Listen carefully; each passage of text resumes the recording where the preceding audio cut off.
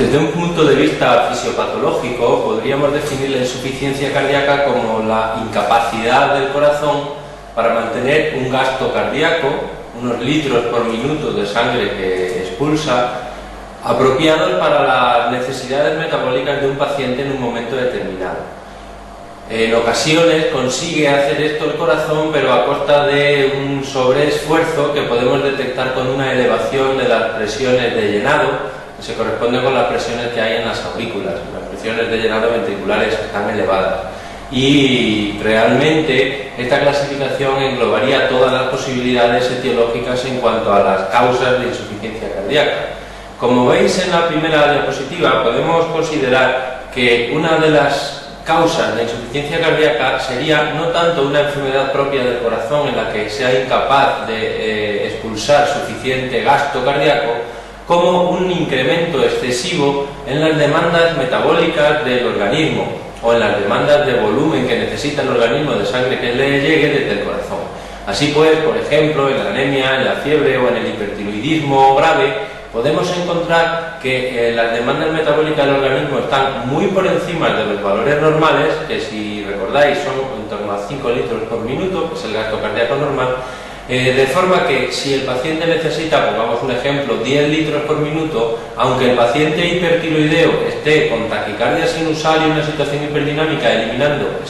expulsando 8 litros por minuto, que es más de lo normal, digamos, no es suficiente para cubrir las necesidades de su organismo. Por lo tanto, el paciente presentaría insuficiencia cardíaca. A esto se le denomina insuficiencia cardíaca de gasto cardíaco elevado y realmente es una situación poco frecuente, pero son una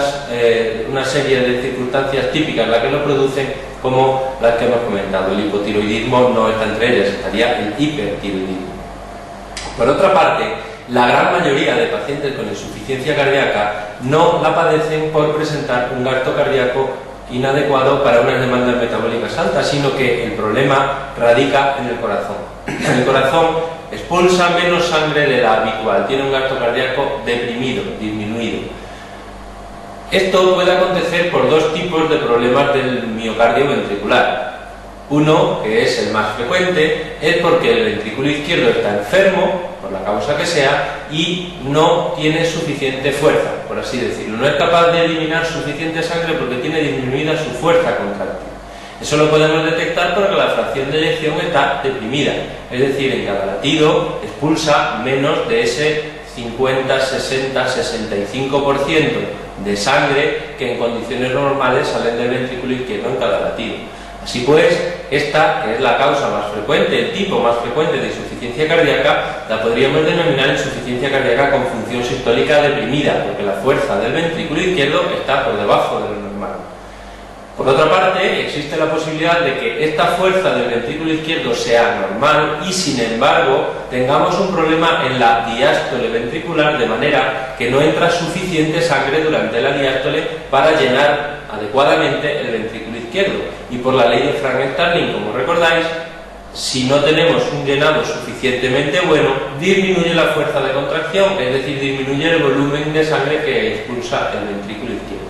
Es decir, en algunos pacientes, aun teniendo la fracción de eyección conservada, la fuerza del corazón es normal. Como el corazón se dilata mal, le entra poca sangre y va a empujar menos sangre de lo normal. Y esto sería la insuficiencia cardíaca con función sistólica conservada. La fracción de eyección, digamos, es el parámetro oro para poder diferenciar entre estos dos tipos. Si tenemos la fracción de eyección deprimida, asumimos que hay un déficit en la contractilidad, en la fuerza del músculo ventricular, y si la fracción de eyección está conservada por encima del 50-60%, tenemos que asumir que la contractilidad es normal y el problema es un problema estrictamente diastólico. Realmente la insuficiencia cardíaca por fallo diastólico y la insuficiencia cardíaca por fallo sistólico no es una definición demasiado apropiada, porque realmente los pacientes con poca fuerza en la eyección de la sangre, con fracción de eyección deprimida, van a combinar un fallo sistólico con un fallo diastólico, y esto es sencillo de entender. Si un ventrículo izquierdo está dilatado con la fracción de eyección deprimida y empuja poca sangre y echa fuera poco porcentaje de la sangre, se queda muy lleno al final de la sístole. Y como está muy lleno, a la sangre que venga de la aurícula para entrar dentro del ventrículo le va a costar más trabajo de lo normal. Luego combina el fallo sistólico con un fallo en la diástole porque no hemos conseguido vaciar adecuadamente el ventrículo. Por eso realmente deberíamos llamar insuficiencia cardíaca por fallo sistodiastólico o por fallo diastólico puro a estas dos variantes determinadas por la fracción de eyección. Como podéis ver en la siguiente diapositiva, la fracción de eyección deprimida tiene una serie de causas, siendo las dos más prevalentes probablemente la presencia de enfermedad coronaria que produce bien por infartos acumulados previos en los que hemos perdido masa contráctil que se ha sustituido por tejido fibroso, o incluso en ocasiones por isquemia que hace que las células no sean capaces de contraerse adecuadamente porque aunque no estén muertas, lógicamente acoplan la fuerza contráctil a la perfusión que reciben. Si les llega poca sangre, evidentemente no se la gastan en empujar, sino que se la gastan en mantenerse vivas y poco más. La otra gran causa de fallo sistólico es la miocardiopatía dilatada, que tiene múltiples orígenes. No obstante, hay varias enfermedades valvulares o cardiopatías congénitas o en casos extremos de una hipertensión arterial muy mal controlada durante muchos años que también pueden deteriorar la función sistólica, la fracción de eyección y por tanto producir insuficiencia cardíaca con fracción de eyección deprimida. Por otro lado, las causas principales de insuficiencia cardíaca con fracción de eyección conservada, también las podéis ver aquí en la diapositiva. Tenemos que considerar las enfermedades pericárdicas, aunque esto en proporción es un porcentaje pequeño, y destacar la hipertrofia ventricular izquierda. La hipertrofia ventricular fisiológica, por ejemplo, en pacientes ancianos con hipertensión arterial, con diabetes, que también fomenta el fallo diastólico y la hipertrofia, o incluso algunos pacientes con isquemia miocárdica, porque si recordáis, la isquemia produce fallos no solo en la capacidad de contraerse las células, sino también en la capacidad de relajarse, porque la diástole ventricular es un proceso activo que consume ATP, de forma que si no hay suficiente ATP, las células se relajarán peor. Luego dará lugar a un fallo en la diástole. Finalmente, hay dos miocardiopatías clásicas, la miocardiopatía hipertrófica y la miocardiopatía restrictiva, en las que la fracción de eyección suele estar normal o cercana al límite normal y sin embargo el paciente presenta insuficiencia cardíaca. Por último, vamos a centrar un momento en las principales causas de estas miocardiopatías, que son enfermedades, digamos, primarias del miocardio, no provocadas ni por las enfermedades de las válvulas, ni por enfermedades hipertensivas, ni por enfermedad coronaria. Son enfermedades del corazón de otro origen y que se denominan miocardiopatías. Cada una de ellas tiene unos parámetros clínicos sencillos de diferenciar, porque la dilatada se comporta como una insuficiencia cardíaca con fracción de eyección deprimida, mientras que la restrictiva y la hipertrófica se comportan como una insuficiencia cardíaca con fracción de eyección conservada. Si miramos las principales causas de miocardiopatía dilatada, que también vemos en la diapositiva, recordad que la más frecuente es idiopática. Se asume que un porcentaje alto de estos pacientes lo que sufren es un episodio de miocarditis, una infección vírica que afecta al corazón, sobre todo por enterovirus del grupo Coxsackie, sobre todo parece el Coxsackie-B, que producen un daño miocárdico generalmente que pasa desapercibido durante la fase más hiperaguda, pero que a veces debuta unos días o semanas después del episodio de miocarditis, y el paciente, como debuta, es con insuficiencia cardíaca, pudiendo evaluar la fracción de eyección, que francamente está deprimida en esa situación. Aparte de esta, que es la más frecuente, ya os digo, idiopática, hay que considerar que en algunos pacientes, como un 15 o un 20%, son enfermedades de origen genético, familiar, las que producen el fallo en la sístole del ventrículo izquierdo, sobre todo unas mutaciones que afectan a diversos genes que codifican proteínas del citoesqueleto celular y demás. Dentro de las causas que denominamos secundarias de miocardiopatía dilatada, tenemos que destacar el alcohol, porque el alcohol en dosis altas mantenidas puede producir un fallo sistólico progresivo que tiene la ventaja de resultar reversible si el paciente abandona el consumo de alcohol en las etapas iniciales del mismo. Aparte de la enólica, ciertos fármacos como las antraciclinas, que se utilizan para el tratamiento de muchos tumores, pueden producir deterioro de la función sistólica y por tanto de la fracción de eyección. El VIH es raro, pero en ocasiones puede producir una miocardiopatía dilatada, y destacar también la taquimiocardiopatía, que es un trastorno caracterizado porque el mantenimiento de frecuencias cardíacas elevadas en el corazón por tener una arritmia, la que sea, por ejemplo una fibrilación auricular o extrasístoles muy frecuentes mantenidos todo el día, en personas predispuestas puede fomentar el desarrollo de un deterioro de la función miocárdica. Digámoslo con palabras sencillas, el corazón se cansa de tener la taquicardia y acaba empezando a perder fuerza, a perder fracción de eyección. También este es un concepto relevante porque suele ser reversible si conseguimos eliminar la taquicardia subyacente que está produciendo el problema. El hipotiroidismo, aunque es raro, puede provocar miocardiopatía dilatada, y destacar la miocardiopatía chagásica, que es endémica en algunos países latinoamericanos, que con su principal manifestación desde el punto de vista de la afectación miocárdica es el desarrollo de miocardiopatía dilatada progresiva. Hay algunas otras enfermedades que son actualmente catalogadas como miocardiopatías menos frecuentes, como la displasia limogénica del ventrículo derecho, la disquinesia apical transitoria o enfermedad de Takotsubo, o la miocardiopatía espongiforme o miocardio no compactado. Son enfermedades muy raras, pero que pueden debutar con un deterioro progresivo de la función sistólica, produciendo una insuficiencia cardíaca con fracción de eyección deprimida. Si nos centramos por un momento en la miocardiopatía restrictiva, vamos a considerar que la causa más frecuente es de origen no secundario, sino primario, en el seno del desarrollo de una amiloidosis primaria AL, es decir, una amiloidosis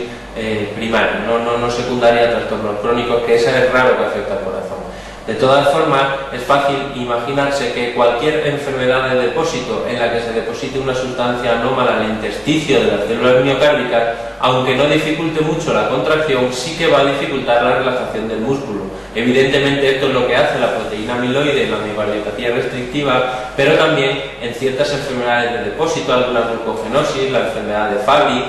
en la hemocromatosis, en que se deposita hierro, o en ciertos trastornos hematológicos en los que se depositan, por así decirlo, células hematológicas en el intersticio, como puede ser en la fibrosis endomiocárdica de Leffler, que es un síndrome hipereosinofílico que deposita eosinófilos en distintas partes del organismo, afectando al corazón y al hígado fundamentalmente, o algunas neoplasias como algunos linfomas primarios cardíacos que crecen entre el intersticio de las fibras miocárdicas, dificultando su relajación. También destacar la radioterapia torácica, que a largo plazo puede inducir la aparición de cambios fibróticos que dificultan la relajación muscular, y otras enfermedades más raras como la fibrosis endomiocárdica y hepática, que afecta a jóvenes africanos, o la fibrolastosis endocárdica en lactantes, que también pueden producir este tipo de trastornos. En cuanto a la miocardiopatía hipertrófica, tan solo decir que son pocas los trastornos secundarios que la producen. Es una enfermedad que en la mitad de los casos prácticamente es de origen genético familiar, y no hay evidencia de tantos trastornos secundarios que provoquen la hipertrófica, aunque podríamos destacar entre otros algunos pacientes con enfermedad de Fabry o la ataxia de Friedreich, que es una enfermedad neurológica de origen genético que la produce. Por último, decir que las mutaciones que afectan a los genes que codifican las proteínas de la sarcómera son de la troponina y de la tropomiosina y de la actina, son las que suelen producir este tipo de trastorno tipo miocardiopatía hipertrófica.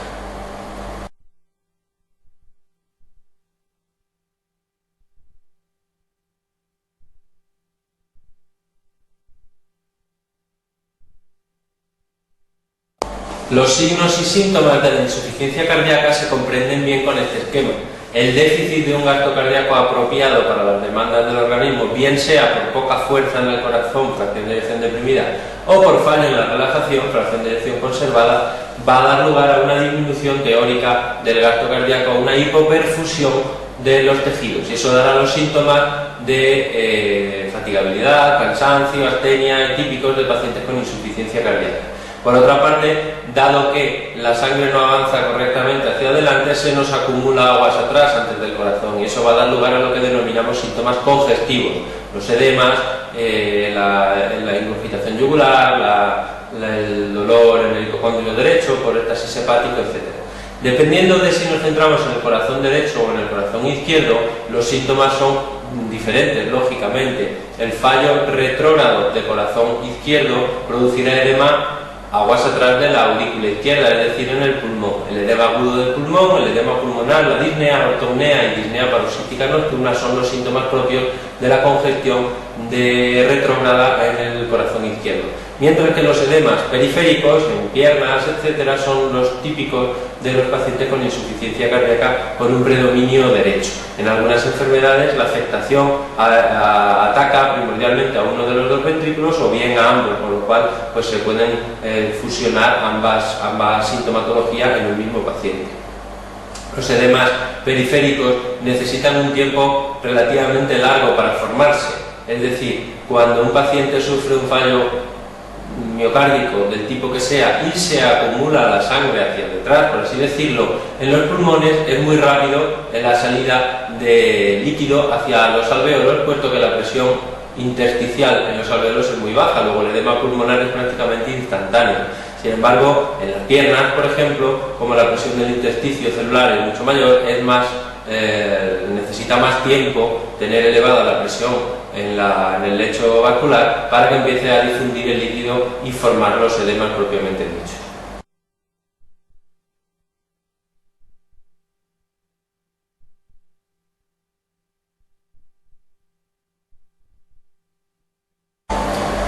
Cuando tenemos un paciente con insuficiencia cardíaca, aparte de los síntomas congestivos, hemos dicho por tanto que hay una hipoperfusión periférica y eso va a poner en marcha una nueva serie de mecanismos de compensación, de activación neurohumoral que van a intentar compensar ese defecto de perfusión que sufren los tejidos. Y así se activa el sistema nervioso vegetativo simpático, el eje renina-angiotensina-aldosterona,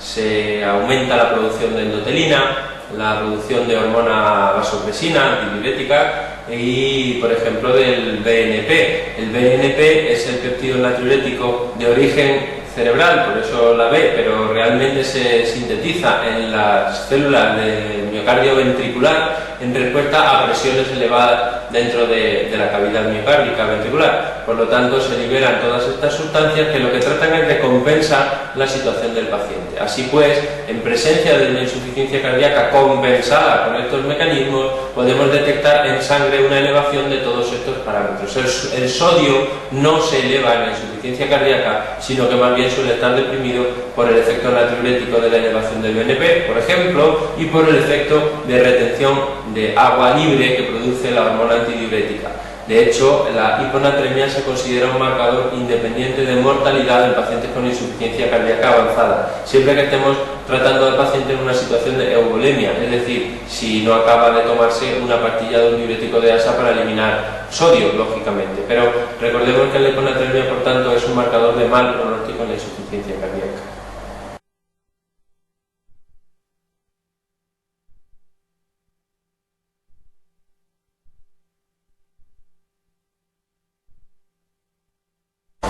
En cuanto al tratamiento farmacológico de la insuficiencia cardíaca, es bastante sencillo comprenderlo con este mismo esquema que estamos analizando. Si los pacientes de forma retrógrada acumulan congestión y líquido, los diuréticos seguro que van a mejorar los síntomas del paciente y así lo hacen. No obstante, no mejoran la supervivencia de los pacientes, o al menos no está demostrado que mejoran la supervivencia del paciente.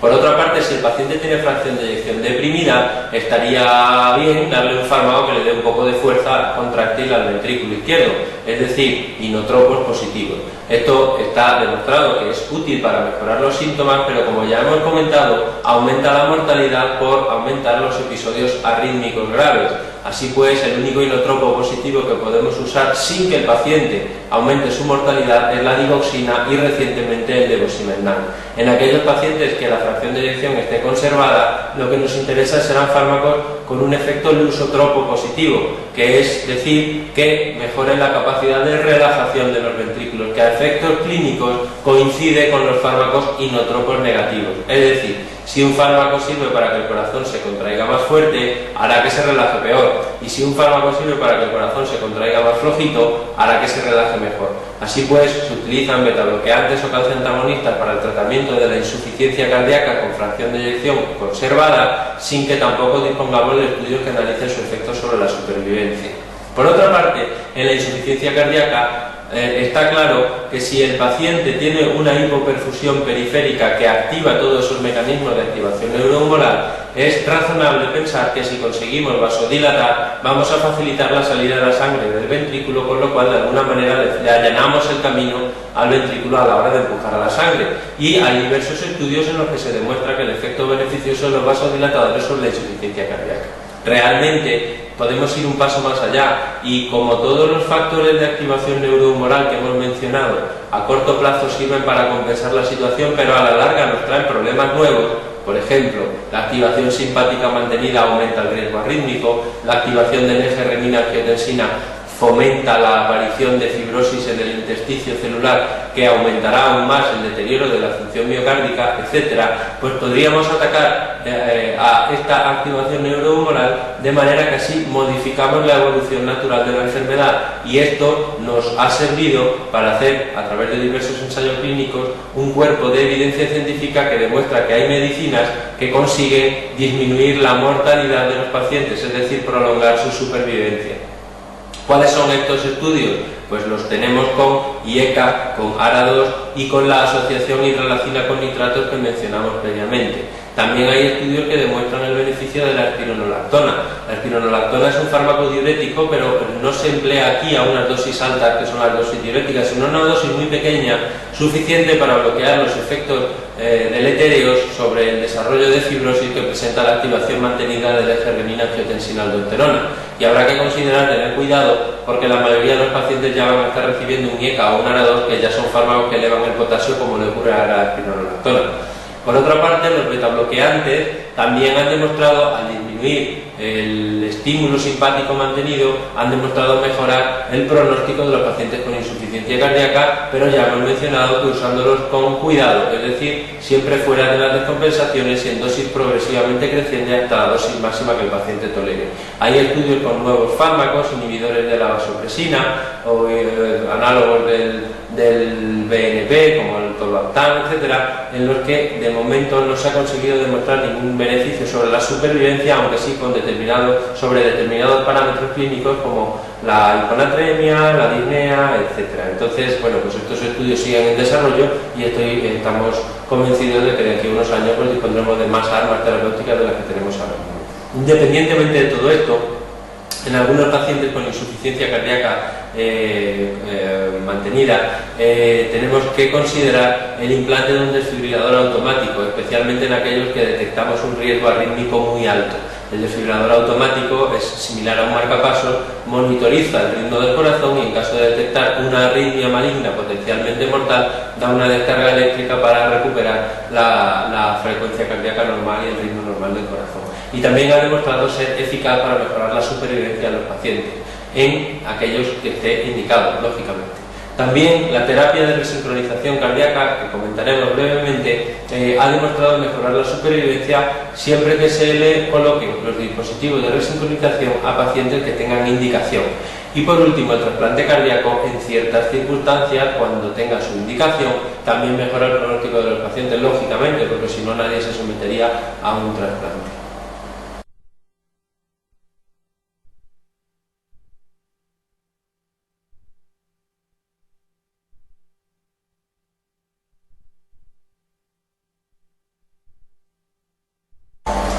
En el tratamiento de los pacientes con una insuficiencia cardíaca con la función sistólica preservada, con la fracción de eyección normal, se emplean fármacos, como ya hemos comentado, que mejoren la función de diástole, la capacidad de relajación del corazón, que diríamos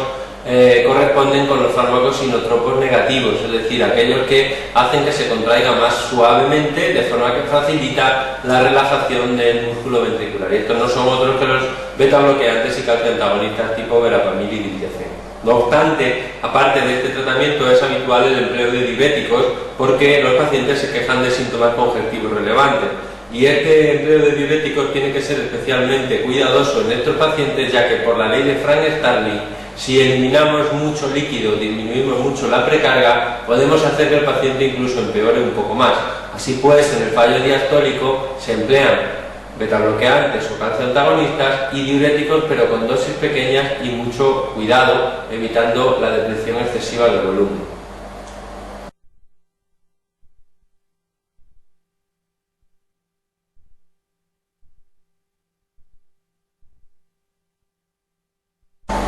El edema agudo del pulmón es una emergencia médica con alta mortalidad y si no se trata adecuadamente, pues prácticamente del 100%, si el paciente está sin acudir a un centro hospitalario. Y el edema agudo del pulmón puede no ser de origen cardíaco, a veces ciertas intoxicaciones con derivados de cianuro y demás podrían producir un edema agudo del pulmón no cardiogénico, pero la gran mayoría de los casos está producido por un fallo en el ventrículo izquierdo que produce una retención de sangre aguas atrás que transmite ese exceso de presión al alveolo pulmonar y empezando a salir líquido al intersticio que produce la típica disnea progresiva hasta ser absolutamente incapacitante. Los pacientes con edema agudo de pulmón suelen estar muy agitados, tienen una gran descarga adrenérgica secundaria y en el tratamiento el empleo de morfina es una medida muy útil y eficaz porque los derivados opiáceos generalmente no solamente alivia la sensación de disnea del paciente, sino que además posee ciertos efectos hemodinámicos que podrían llegar a ser beneficiosos, aunque le digo que el efecto más relevante es que al tranquilizar, digamos, al paciente fomenta una disminución de su tono adrenérgico que en general puede mejorar la situación hemodinámica del paciente. Por otra parte, los vasodilatadores son muy importantes, así como los diuréticos, medidas encaminadas a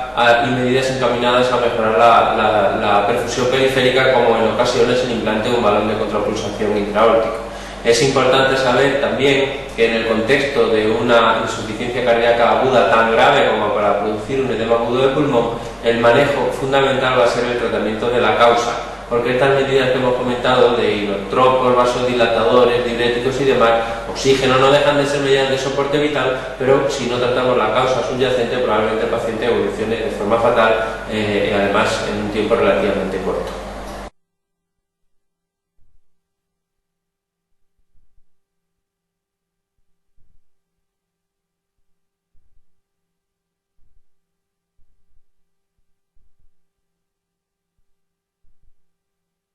Desde el punto de vista clínico es prácticamente imposible diferenciar a un paciente con fallo sistólico de un paciente con fallo diastólico, o mejor dicho, a un paciente con insuficiencia cardíaca con fracción de eyección conservada o un paciente con insuficiencia cardíaca con fracción de eyección deprimida, porque la forma de diferenciarlo será estimar la fracción de eyección y eso no lo podemos hacer con las manos, ni el fonendoscopio, ni con la exploración, ni con la anamnesis. Es cierto que hay algún dato que puede ayudar. Realmente hay un paradigma fundamental que puede sernos muy útil en muchas preguntas de cara al examen, que es que siempre que un paciente sufre fallo sistólico, es decir, a medida que vamos perdiendo fracción de eyección, el ventrículo izquierdo se va dilatando y esa dilatación asociada a la disfunción sistólica es un marcador que puede ser detectado desde el punto de vista de la exploración física, puesto que un ventrículo izquierdo dilatado desplaza hacia abajo y hacia la izquierda el llamado latido de la punta cardíaco, que en condiciones normales está en quinto el paciente intercostal en la línea axilar anterior. Pues si lo tenemos en octavo el paciente intercostal y lo tenemos desplazado hacia la izquierda, pues hay que pensar que probablemente el ventrículo izquierdo está muy dilatado. Y si el ventrículo está muy dilatado, se corresponderá con un fallo sistólico, porque, insisto, si el ventrículo izquierdo se dilata, tiende a perder fracción de eyección y viceversa. Si deterioramos la fracción de eyección, progresivamente el ventrículo izquierdo se irá dilatando como medida de compensación.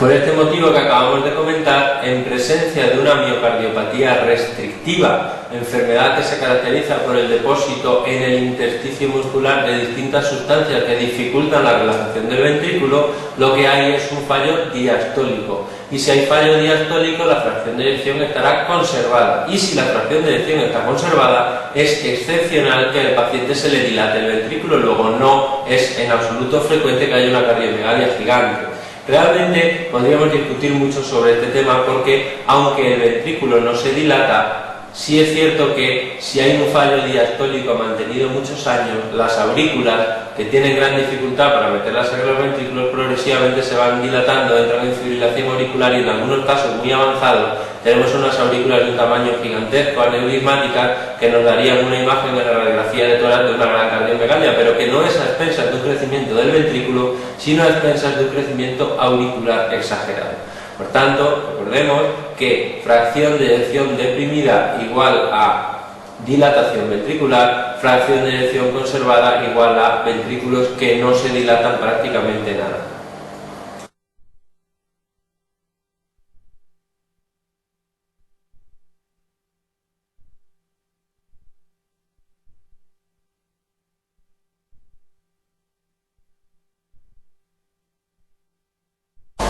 El balón intraórtico de contrapulsación no tiene ningún efecto sobre la recarga, sobre la cantidad de sangre que llega al corazón. Lo que tiene es un efecto marcado sobre la postcarga. De tal manera que el mecanismo por el que funciona el contrapulsador aórtico es muy simple. En el momento en que el ventrículo izquierdo se contrae y empuja la sangre adentro de la aorta, el balón está desinflado y permite que pase esa sangre perfectamente. En el momento en que el ventrículo izquierdo deja de empujar, empieza a aspirar sangre de la aurícula y se cierra la válvula aórtica, el balón se infla, contrapulsando la sangre que hay en la aorta para que se distribuya mejor a través de todas las arterias del organismo. El efecto neto que tiene esto sobre la presión arterial es que en general disminuye la presión sistólica, pero aumenta mucho la presión diastólica, por lo tanto aumenta la presión arterial media, que es la principal determinante de la perfusión tisular. Desde el punto de vista clínico, la utilidad del balón es conseguir una disminución de la postcarga, de la resistencia que opone la aorta a que le llegue la sangre desde el ventrículo izquierdo sin tener que producir vasodilatación, y esto es útil en pacientes que, por ejemplo, tienen una presión arterial muy baja, porque estamos en una situación de shock y desde luego pues los vasodilatadores no parecen una buena opción en esas circunstancias, pero colocando un balón de contrapulsación podemos hacer el mismo efecto de disminución de postcarga, solo que sin tener que disminuirle más la presión arterial. Por otra parte, también presenta un efecto antiisquémico, porque como se infla en diástole,